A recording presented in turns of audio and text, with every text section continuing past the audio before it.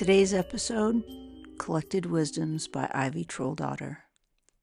In a world where fear and offense are easy to obtain, this is a channel to find delight, mystery, sisterhood, and the occasional spell. Welcome to a special episode of Letters of Misunderstood Magic. Today you will hear a rare and intimate essay from Ivy Trolledotter herself. Ivy is one of 5 sisters from the novels Letters of Misunderstood Magic.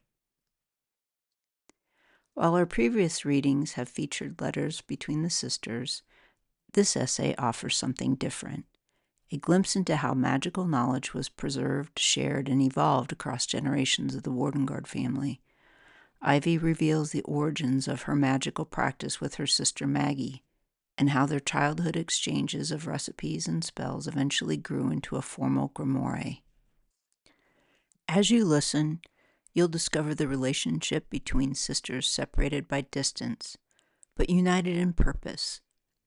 The subtle rebellions against their mother, the sisters call the Countess, behind her back, of course, and the powerful truth that the most enduring magic often lies in our everyday practices and connections. Settle in with a cup of tea, perhaps even Ivy's See More spell tea, if you're brave enough, as we journey through this reflection on sisterhood, magical heritage, and the courage to create one's own path to power. Collected Wisdoms by Ivy Trolledotter.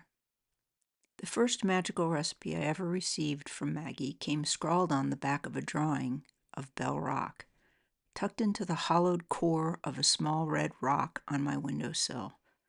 I was 14, Maggie was 21, and we were separated only by the winding paths of Oak Creek Canyon. Maggie living near Flagstaff while I remained with Mother at our home. I was so excited I could hardly sleep that night, as she had discovered that cinnamon sticks placed under one's pillow would bring dreams of a lover and protector. I tried it that very night and dreamt of a man with copper hair who would, 3 years later, become my life mate.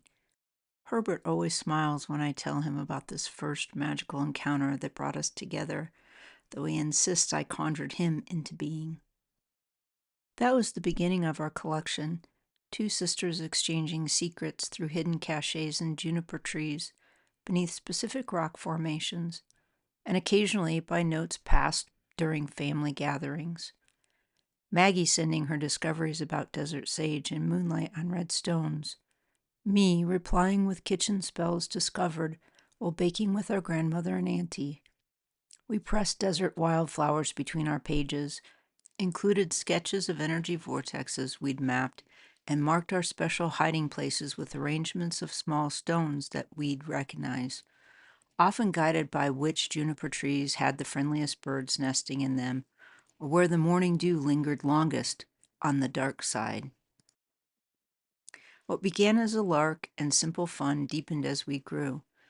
When Mother banned me from her precious grimoire after I accidentally spilled prickly pear tea on a page of banishment hexes, I felt such shame I couldn't speak of it for days.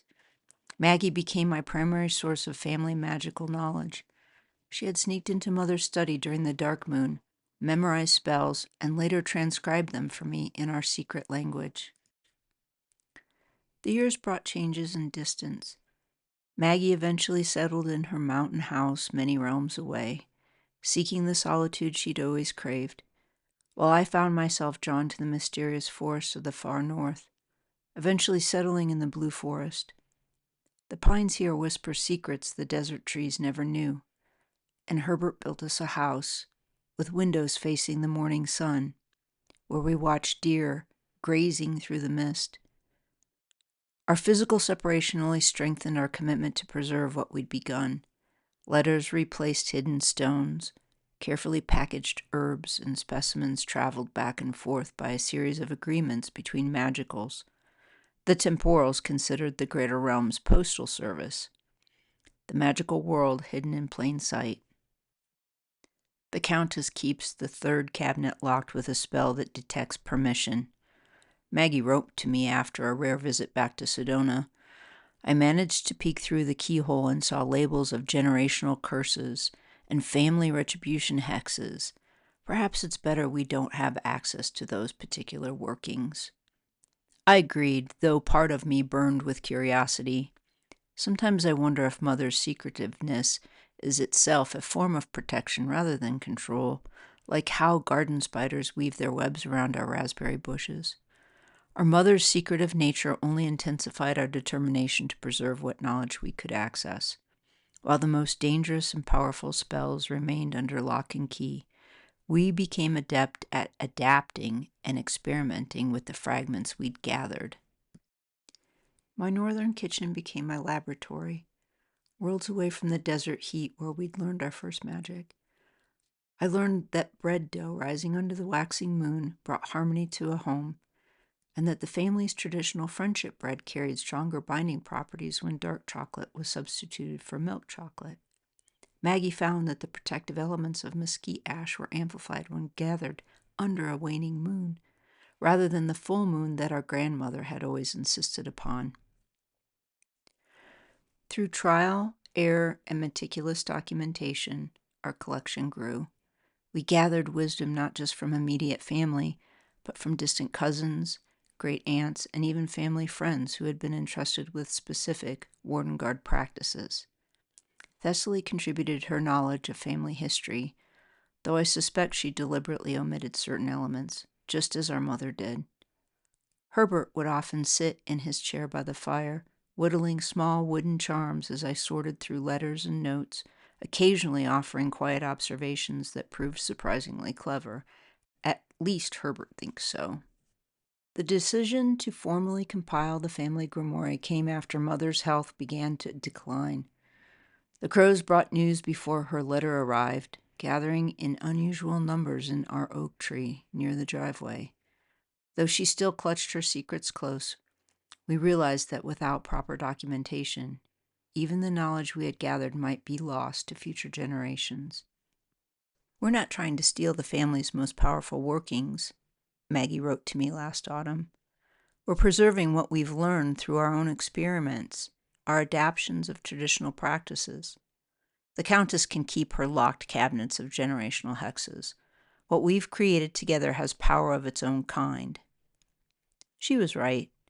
When we finally arranged our decades of correspondence, kitchen trials and field notes into a cohesive manuscript, I was struck by how much we had accumulated. Our grimoire might not contain the family's darkest secrets, but it held living magic, spells and recipes tested and refined through our real practice across different landscapes and climates, not merely preserved like museum artifacts. Like my garden, it had grown from small seeds into something that could truly nourish. The Stonkers Publishing House agreed to print a limited edition with protective bindings. Wardenguard Grimoire seemed the perfect title, acknowledging our family's traditional role as keepers of boundaries between realms, while establishing that this particular collection belonged to those who had done the work of gathering it. Mother, surprisingly, raised no objection when we presented her with the first copy. She merely smiled that enigmatic smile of hers and said, "Every generation must find their own path to power. Perhaps your collection of kitchen spells and glitter workings will serve the next better than my stronger methods." I felt a small flutter of pride that I quickly tucked away, knowing Mother's approval was as fleeting as morning dew. Mother always striving to be kinder than her nature. It was as close to approval as we were likely to get, and perhaps she was right. Some knowledge is too dangerous to record, too easy to misuse. Maggie and I have created something different, a grimoire of everyday magic, of practical workings that strengthen rather than sever, that protect rather than punish, mostly. At least we have created a working book, our most cherished and beloved recipes and processes, a place of reference and notes for those times we succumbed to the spell of forgetfulness. The letters between us continue, although we have let the winds of change lift us in different directions from the red rock landscape of our childhood.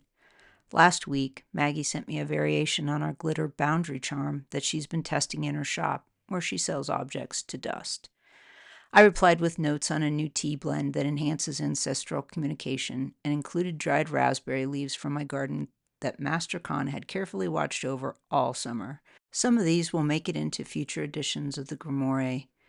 Others will remain private, part of the ongoing conversation between sisters that has sustained our magic for decades. After all, the most powerful family tradition we've preserved isn't a specific spell or recipe. It's the practice of sharing, adapting, and growing our knowledge together, despite distance and secrecy. As Herbert often says while tending our fire, the strongest magic isn't in the flames, but in keeping them burning through all seasons. See more Spell Tea.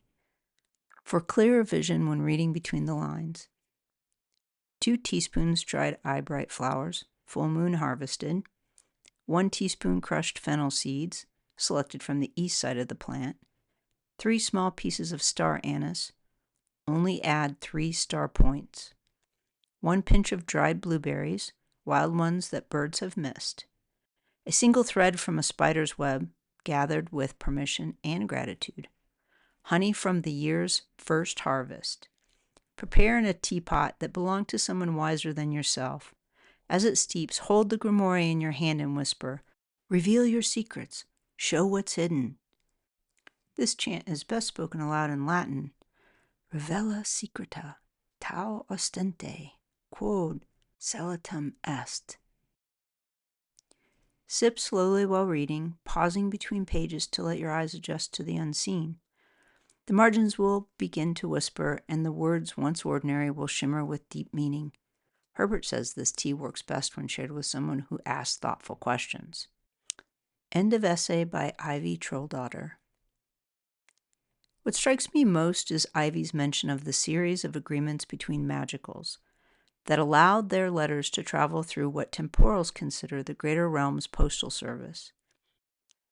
This reminds me of John Levy's fascinating exploration of the hidden history of our postal systems. In his illuminating video, Deleted History, The Deep Truth, Levy reveals how these networks may have served purposes far beyond simple mail delivery in castle-like buildings, perhaps even facilitating communication between those with special knowledge, much like our sisters. Thank you for joining me on this journey today. If you've enjoyed this glimpse into Ivy's reflections, please subscribe to this channel for more readings from Letters of Misunderstood Magic. Leave a comment and share your wisdom. Volume 1 will be available soon.